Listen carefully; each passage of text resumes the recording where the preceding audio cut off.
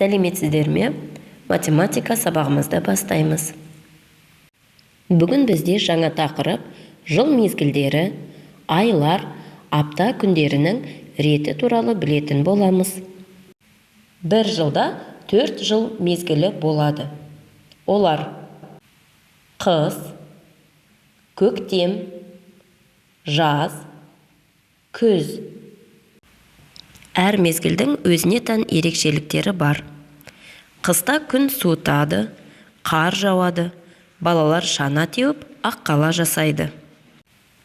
Көктемде күн жылынады, қар ериді, ағаштар бүршік атады. Жазда күн ыстық болады, балалар дем алып, өзен, көлге шомылып, жеміс-жидек піседі. Күзде жапырақтар сарғайып, егін жиналады, мектеп басталады.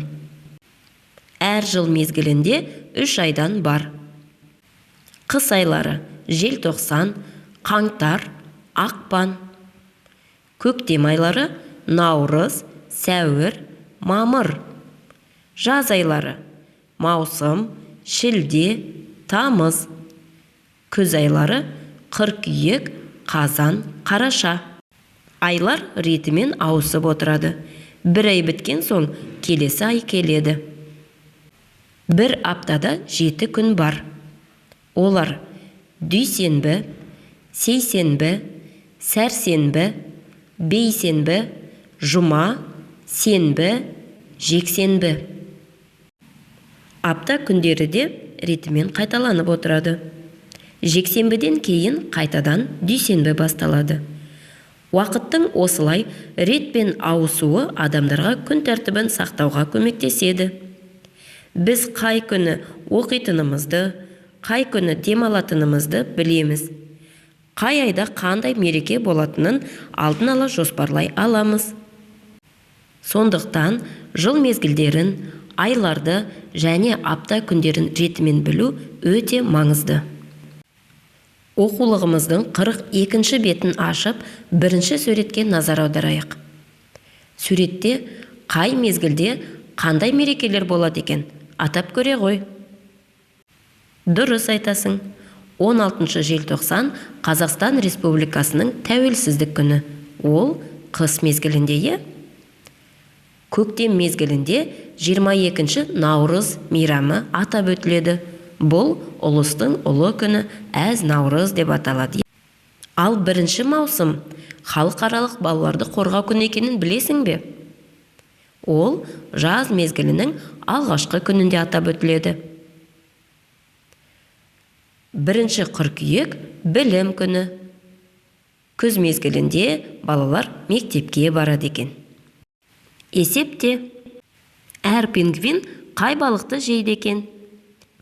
Пингвиннің үстіндегі амалдарды есептеп, балықтарды табуға көмектес. Оқулықпен жұмыс.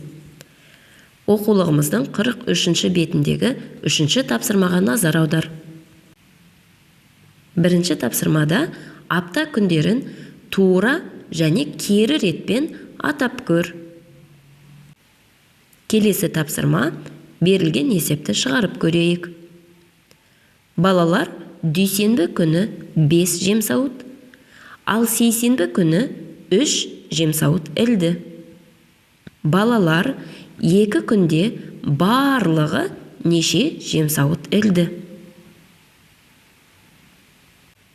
Шешімін табу үшін не істейміз, балалар? Бізден барлығын сұрап тұр екен. Есепті қысқаша жазып көрейік. Дүйсенбі 5 жемсауыт, сейсенбі 3 жемсауыт, барлығы сұрақ. Шешуі. Барлығын табу үшін екеуін қосамыз. 5 қосу 3 тең болады 8 жемсауыт. Жауабын жазамыз. Барлығы 8 жемсауыт ілді. Енді осы есепке кері есеп құрастырып, оны өзің шығарып көр. Кім жылдам? Бос орындарға теңдік дұрыс болатындай етіп тиісті сандарды қоя ғой.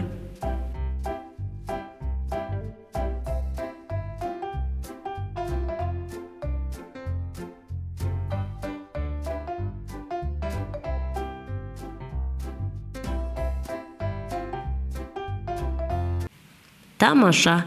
Сен дұрыс есептегеніңе сенімдімін. Ойлан тап. Сырым.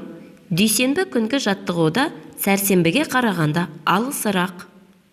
Бірақ сенбіге қарағанда жақынырақ секірді. Ол қай күні ең алысқа секірді? Дәптермен жұмыс. Жұмыс дәптеріміздің 22-ші бетін ашамыз.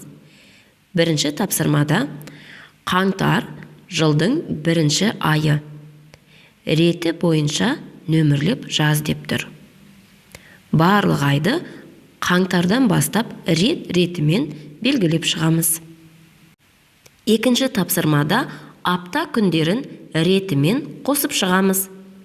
Апта дүйсенбіден басталатынын ұмытпаймыз. Сонымен балалар, бүгінгі математика сабағымыз аяқталды. Жыл мезгілдерін, ай атауларын және апта күндерін жаттау үшін видеоны қайталап көріп, есіңе сақтап ал. Келесі кездескенше қош сау бола ғой.